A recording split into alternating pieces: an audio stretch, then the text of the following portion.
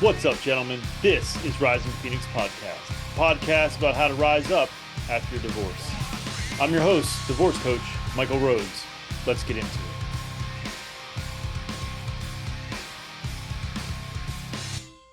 Hello, and welcome to the show. This is episode 100. I had a few different ideas about this particular episode being, sort of a monumental one, I guess, or at least a milestone, however you want to label it. I think it's fairly significant. I was going to pull out some stats about how many podcasts make it to 100 episodes. It's not a ton. I don't remember the number though. I think it's, I don't even remember. I don't want to spit it out there, but you can hit the Google machine. It'll tell you. There are a whole lot of podcasts. I think it's 2.7 million, and 450,000 of those are active. A whole bunch have less than, I think it's 15 episodes or something like that, or 14. Basically, I was doing some searching, and I came across an article that basically said, podcast, it's a long game, and so I didn't want to pull out stats. I didn't want to focus on that, although clearly I just mentioned a few. But I didn't want to make that the central focus. Although I think it is important to celebrate milestones, celebrate your victories. This is, I think, if nothing else, a testament to my stubbornness, perhaps, or commitment. Commitment is one of my values that I didn't know that really in terms of definition. What are my values? I didn't know that until the Alpha Code, but commitment is definitely one of them. So I had but like I said, I had some other ideas. I was thinking, well, I could do an episode with MC McDonald because she just released her new book, Unbroken, which I definitely recommend. I'm about 60 pages in. It's excellent. But we just couldn't make that work. Her schedule is packed, and so is mine. So it'd be hard to find a window of time, but we will work it out eventually. I'm not sure when. Might be a couple months until things die down for her. I don't know. It might be a couple weeks. I really don't know. And then I thought maybe a roundtable, a few different type of guests, different types of guests, but I don't know. I couldn't figure out who to pair with. I'm not here to bring controversy, so somebody like Sean Whalen with like Erica from episode 41 would have been a fucking train wreck for a variety of reasons. So I thought, well, I don't know. Who do I pair together? And make it interesting, and fun or whatever. But I couldn't come up with anything that really kind of hit me as like, ooh, that would be a good thing. So I was doing a live video talking about this particular conundrum. I don't remember if it was in Divorce Support for Men or if it was in my coaching group, but someone suggested, I think it was Scott, shout out to Scott. He said, why don't you do a solo episode? And so here I am. I'm not sure this is for any other reason than I couldn't make it work with any other scenario, but I think it is kind of fitting. 100 is a milestone for sure. And why not make it a solo one? Because I started this thing, right? And I've done it all. I've had some help with editing here and there, but what you see is for the most part, like I said, a couple folks did some editing, is what you get is me in totality. And so then I thought, well, okay, what the hell are you going to talk about? And I didn't know up until about maybe an hour ago. I sat down and this is a weekend without my kids, so I sat down. I had some time. I sat down and I said, okay, well, what are we going to talk about? And I started thinking about, well, maybe I'll look up like what are some of the common struggles that people deal with, and maybe I'll talk about that. What are some of the things that I see over and over in the support group? And I thought, well, why don't I just talk about my struggles? And so that's what I'm going to focus on. I don't know that these are in any particular order. In fact, they're not. I just kind of jotted them down as I was sitting on my couch drinking my coffee, and I'll talk about not the first thing I wrote. Maybe I'll get back to that one. I'll talk about regrets. That's been a struggle. Sometimes still is a struggle. When you're blamed for the downfall or the end of a marriage, it's really, really easy to take all that to heart and to look back on the times when you made those mistakes and have regrets. And I still have them. There are times when I think, man, I wish I wouldn't have done that. Or, why did I yell at her, that day, that time, or why didn't I, listen to her better or whatever, or, why didn't I clean more around the house? Or we're because we're humans, we have a reservoir of mistakes to draw upon that we could beat ourselves up about and find regrets in, right? Anything that you fucked up is regretful, right? But what I lean on, and so while I'm going to talk about my struggles, I'll tell you what I do to combat them. And sometimes it's not about what's not about. I don't think, maybe not something, maybe never about always having positive thoughts, never having regrets, never feeling bad, never being sad. That's not life, man. I've had regrets probably as recent as this morning. They come, and the question is what do you do about it? What do I do about it? And I lean on this often is I can't do anything about it except be better going forward. That's all that I can do. That's the limit of the things that I'm able to do around the topic of regrets, around the feeling of regrets. I can't do a fucking thing about what was done. I just can't. Do I think if some of the things that I regret weren't done by me, that divorce wouldn't have happened? Fucked if I know. Who knows? Maybe. Or maybe she would have had a midlife crisis anyway, and we would be sitting here having this same conversation. I don't know. It's impossible to know. I know what happened is, we got a divorce. That's a fact, and I am sure, 100% sure, that some of my actions contributed to that. No question. Why? Because I'm a human and I fuck up. We all do. But I can't go back. I can't. All I can do is not be that way going forward. So if I have a regret around, and you guys know, the silent treatment, well, then figure out why you fucking did that and try to not do it again. I say try because I really haven't, I think you all know, I haven't been in a relationship. I've dated. I've had some situationships maybe or something.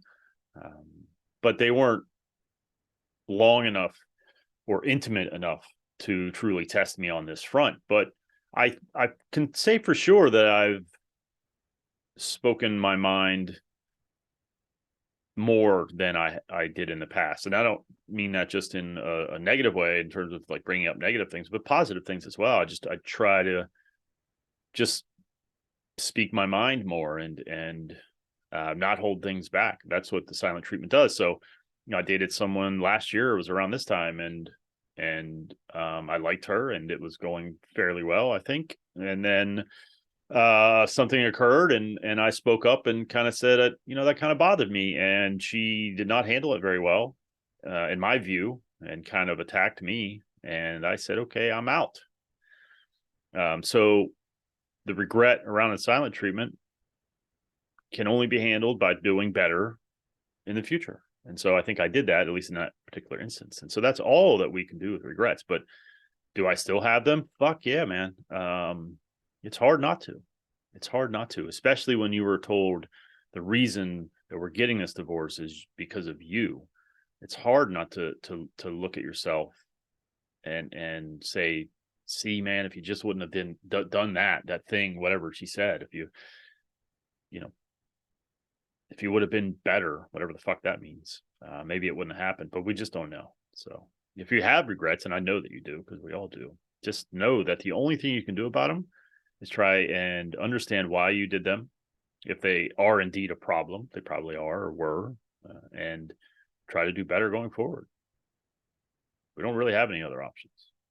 So one of the other things that I struggled with, and I still don't love it, is her dating other people. About a year after she left, she had a relationship. I don't know how long it lasted. It didn't last. Can't say that it didn't. It made me happy when it ended. I think, I mean, for many reasons, some of them definitely absolutely selfish, but and also having someone around my kids isn't a great thought. But again, we can control what we can control. We can't go back. We can't change other people's hearts and minds. So I can't do anything about her dating, and you can't do anything about your ex dating, whether or not it was a year after she left or a minute. It's an unfortunate part of this process that is probably more than likely eventually going to happen. Not, I mean, almost guaranteed. And I think sometimes I take solace in the fact that because I was the victim, well, I was, but because I was the villain, that means that she did nothing wrong and that I was just a bad partner, and therefore she just needed a good partner. Well, to my knowledge, 3.5 years later, she's still single and she's sworn off dating for a little bit. At least that's what she told my oldest daughter. And I only know this because last year, or not last year, a couple months ago, around Christmas time, I was dating someone else. And my kids were asking me a lot of questions about this person. And the only reason they knew about her was because my oldest daughter went to school with this woman's daughter. So she was asking a lot of questions. And I said, do you ask your mother all these questions about who she dates? And I was told that mommy's not dating for anymore. She thinks she's meant to be single or some shit. I don't know. I didn't dive into the conversation. I don't really give a shit, honestly. I mean, listen, there's a part of me that would that hopes she may remain single forever, but I don't know. I mean, again, what can I do about it? I can't do anything about it. It's her life.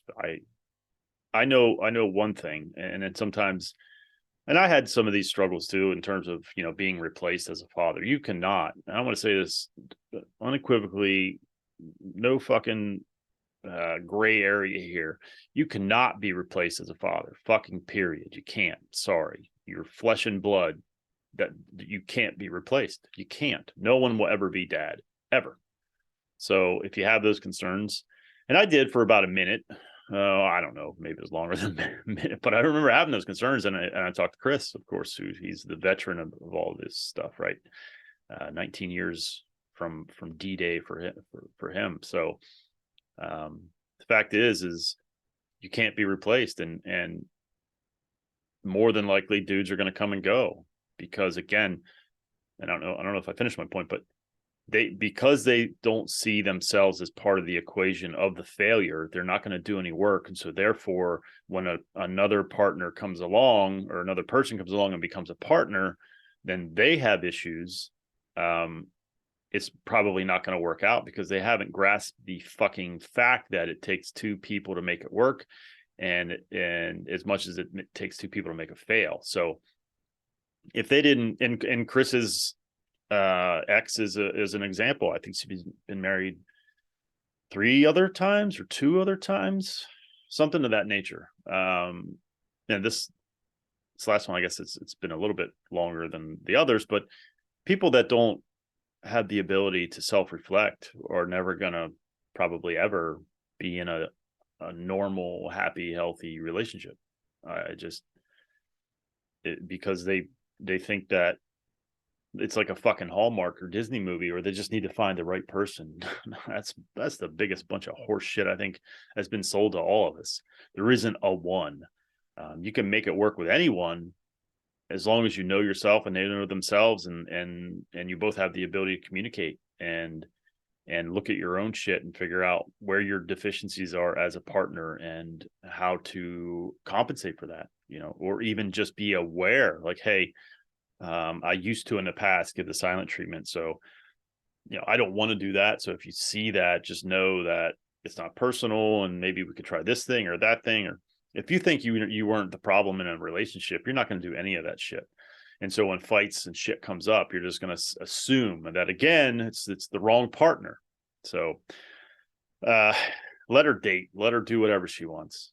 Continue to focus and work on you. And that's I come back to this frequently when I think about, and I still, I was around her yesterday and some dude came up to her. It was a function, for my oldest daughter. And this dude walked up to her, and I'm assuming that they dated or something at some point. And I was like, who the fuck is this guy? But then I was like, I don't give a fuck. I mean, you're going to have these reactions, you're going to have these thoughts and these feelings. So the important thing is how are we handling them? Are we feeding into the negativity and, asking our children, like, who's that guy? I did not do that. I had that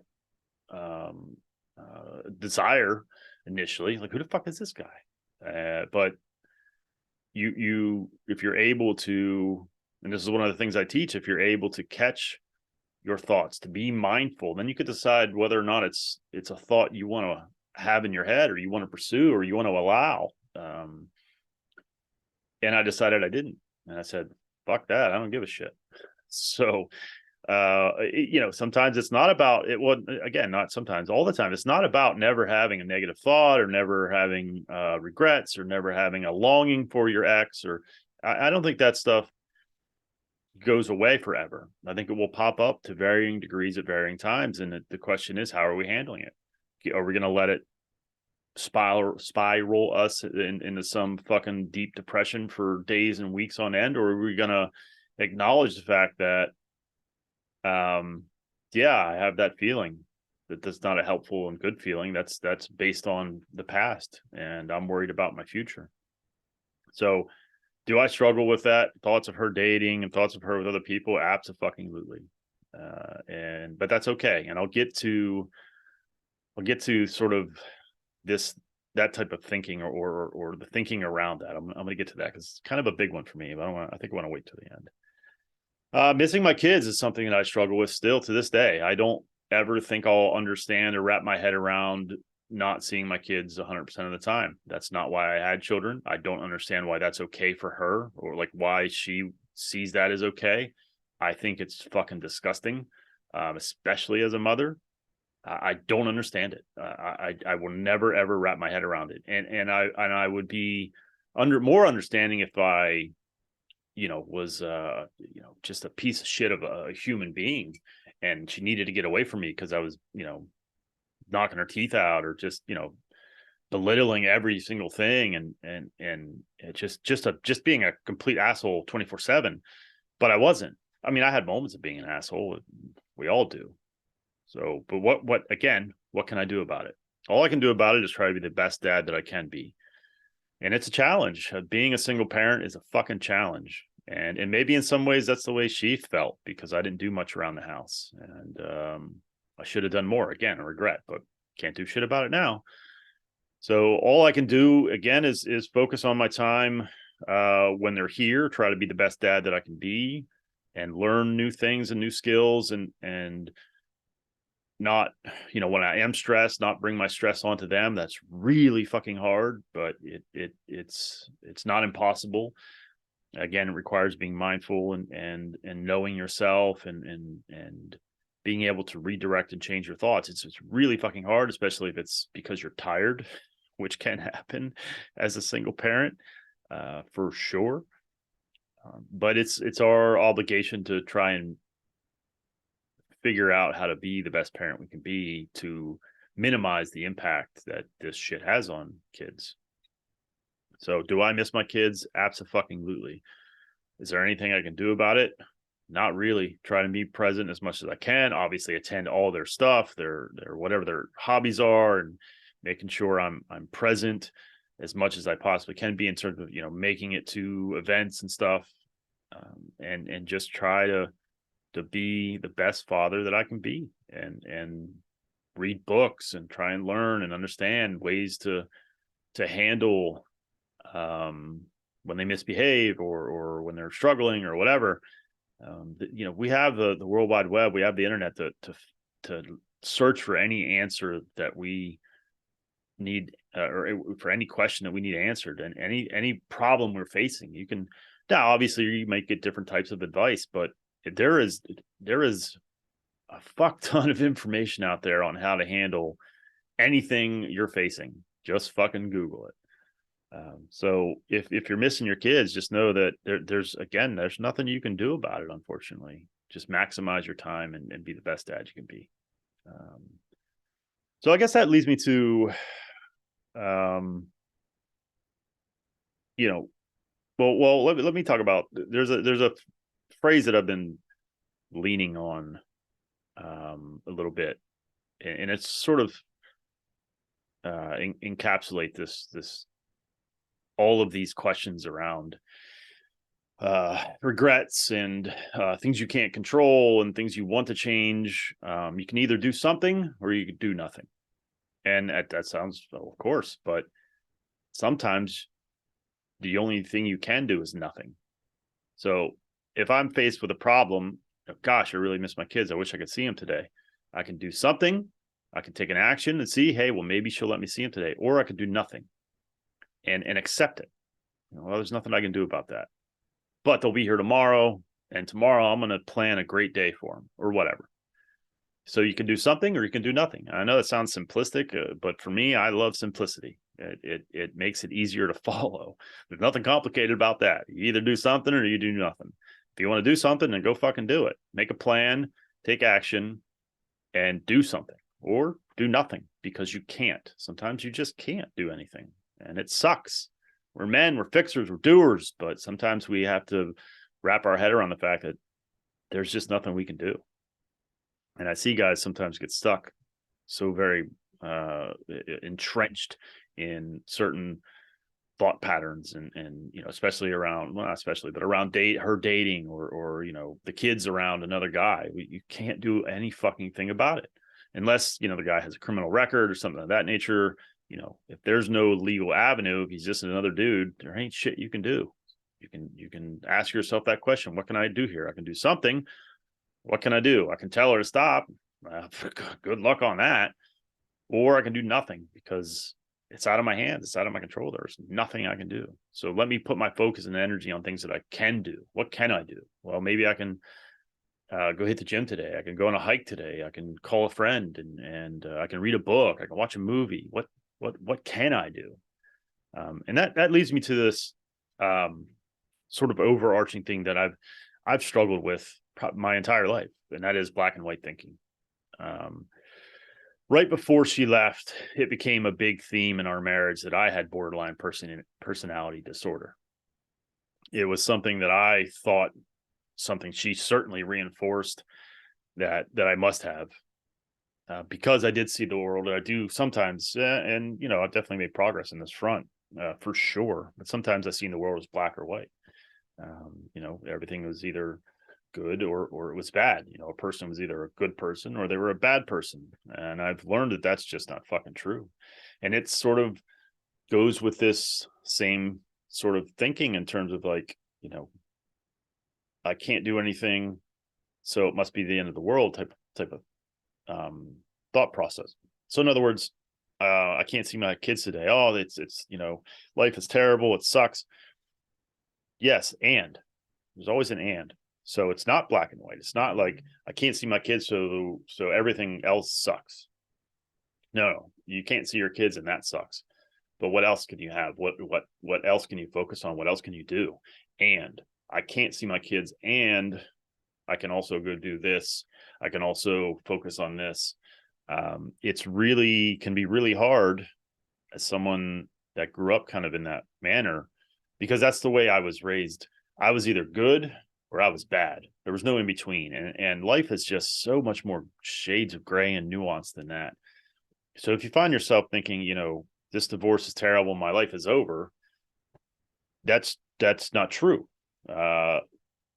It's true that your life sucks right now, or this certain part of your life sucks. And obviously a divorce can bleed into all aspects of your life, but it's not just black and white. It's not just this sucks and that makes everything else terrible or unworthwhile or what the fuck ever, however you want to describe it. But that's just not the case. We have to be able to sometimes step back and go, okay, well, this is this, but that doesn't mean the rest of my life or this other thing or whatever is also the same. Again, in the beginning, this divorce shit bleeds on everything. And so but it's easy to get stuck into that mindset.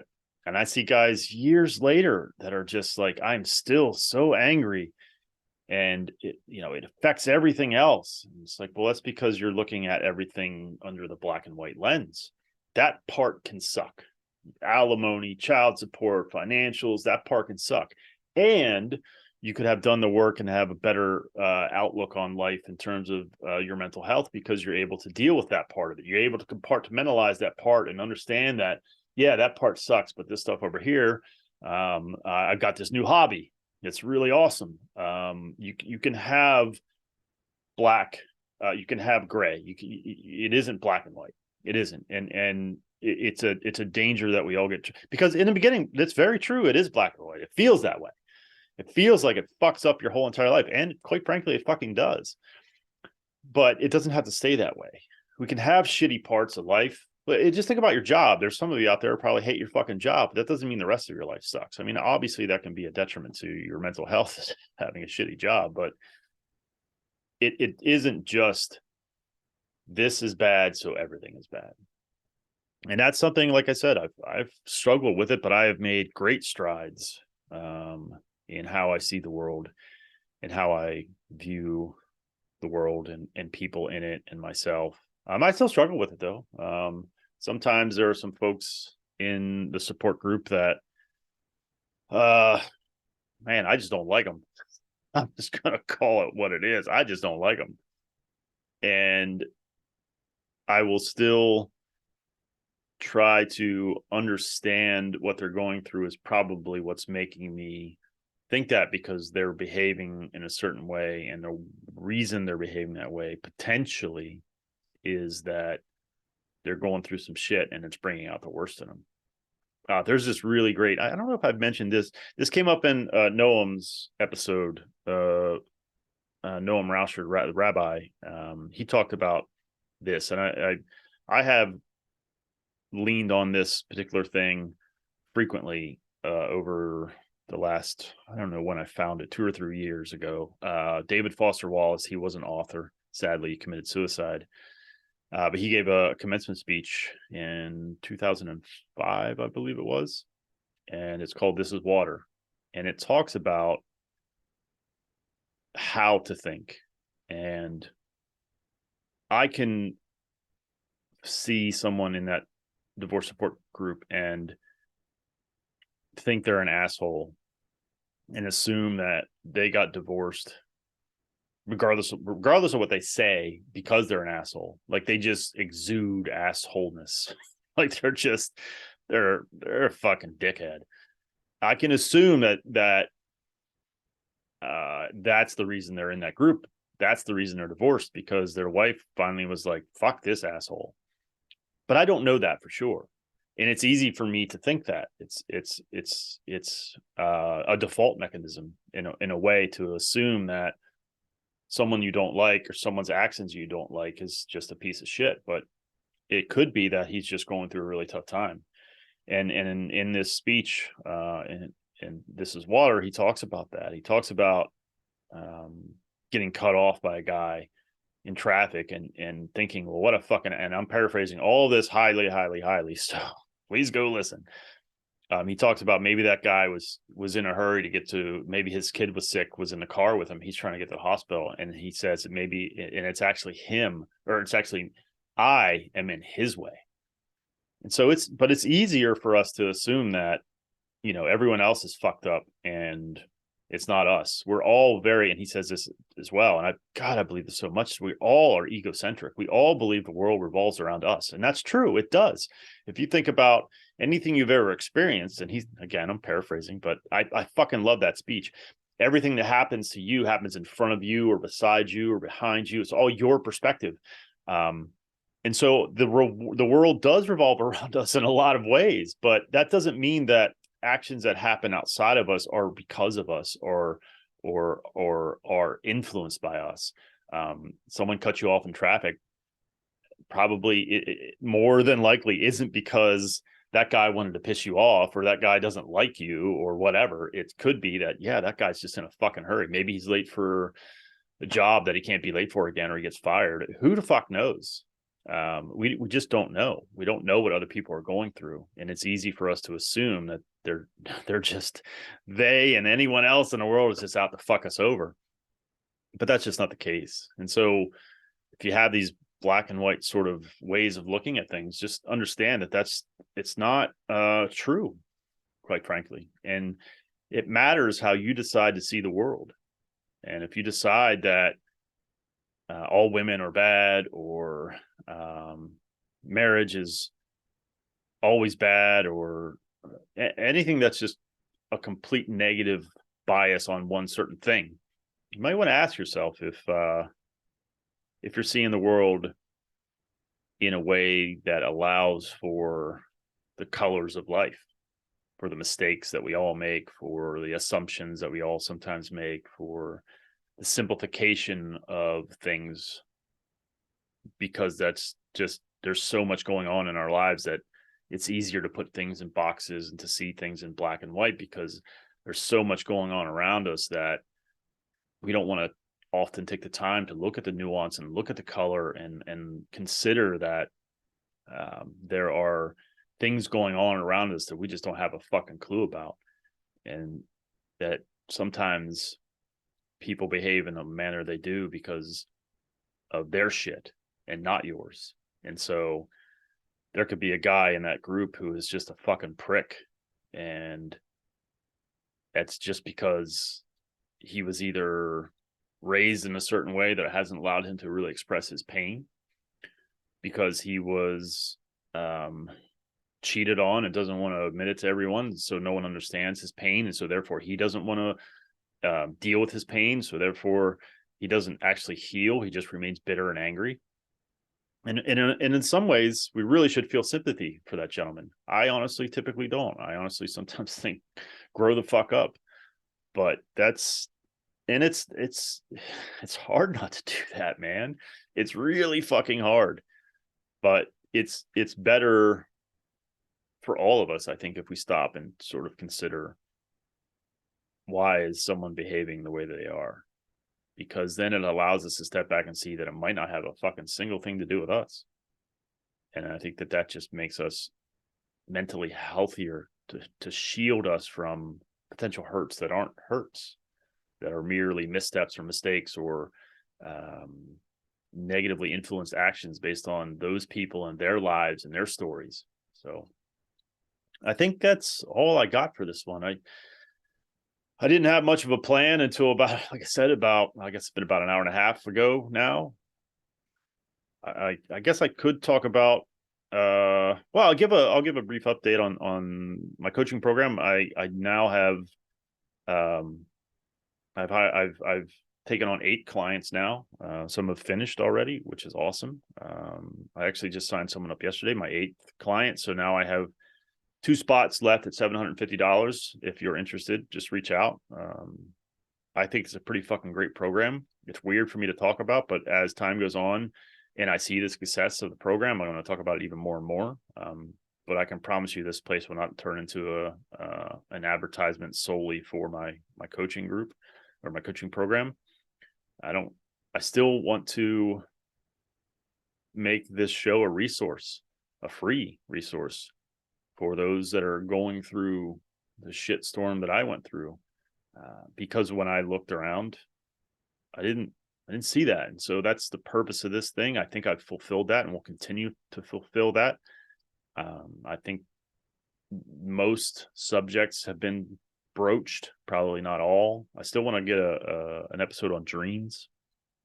I was talking to someone for a little while. Again, we just couldn't work it out, and then we just kind of stopped talking. It was probably my fault. Honestly, I probably had too much going on, and I just I let that one go. But I have his contact info, and I'll reach out again in the future, and have him on. But I think I've accomplished my goal, but I will continue to look for other experts on other topics still around mental health and divorce, because I don't see it out there. I don't. I know there are other podcasts and there are other guys, but I don't see me out there. I don't see what I'm trying to do. I don't see it. And so because of that, I don't have any plans to go anywhere anytime soon. You know, I didn't have plans to make it to 100. If I'm being honest, I just wanted to be a resource. I never thought about, I'm going to do 1,000 episodes, although that sounds pretty fucking mind blowing, but maybe I will. I don't know. Maybe I'll do 200. Maybe I'll do 104. I don't know. I'm trying not to sort of, I guess, pigeonhole myself into this, this preordained or cookie cutter approach or locked in plan that, oh, I have to do this or that. I'm just going to keep doing them. I search the web for articles on usually on psychologytoday.com, as I think you're probably starting to see a pattern here. And I see an article that I think is relevant, and I reach out and ask them if they want to be interviewed. And I still have a couple others that I've been talking with and need to get them scheduled, but I kind of put that to the wayside for a little bit. I go in these spurts of like, okay, shit, I got to book a lot of people. And then I record a lot of stuff, and then I kind of let that go and focus on other things. And I've been in talks with a few other folks to bring back Katie from what episode was Katie, 18 maybe or 28? I don't know. Co-parenting peacefully. Talked to her, and she's interested in coming back on. Talked to Erica Ellis. She was the one on children. She's a psychologist, if I remember correctly, and she deals a lot with children of divorce. And I've talked to her briefly about having her back on. I just haven't been able to work it out, but we've had conversations. So I'll probably, like I think I said this a couple episodes ago, I want to start trying to bring people back. Because it is getting harder to find newer folks, although that sometimes it seems like it goes in spurts. So I don't have any beyond the red pill episode. I don't have anything else recorded. I have one, I shouldn't say I do have one other one, but I didn't like it. I'm not going to use it. It was on midlife crisis, and I think that's an awesome, fascinating topic. I just don't think it was a very good interview. For various reasons, but and that's a subject that I guess I haven't covered in depth. So that's probably one that eventually I'll focus on, trying to find someone to speak to that. But I do and will do more episodes on my coaching program, just because there is knowledge that comes from those episodes, or will come from those episodes, because it explains why I teach what I teach, and can give you some tips around some of the things that I teach, because they're important. Things like boundaries and love languages and all that kind of stuff that, know thyself is incredibly important, and that's part of the process. And so if I can give some little nuggets on those topics, then hopefully we're all better for it. So I guess that's it. I do want to thank all of you for listening. It is weird, honestly, sometimes to reflect. This is episode 100. That's I know, I never set out to do this 100 times. Like I said, I didn't have any idea. And to the, I think it's 907 of you that are now following across all of the podcast platforms that I have access to that data, the big three: Spotify, Apple, and Google Podcasts. Now there's, I think, well, as of yesterday, I think it was 907 of you. That's, again, what the fuck? I can't, I mean, I know that I understand that, like, there are people with thousands and hundreds of thousands and millions of followers, and I'm just a dude in the basement, and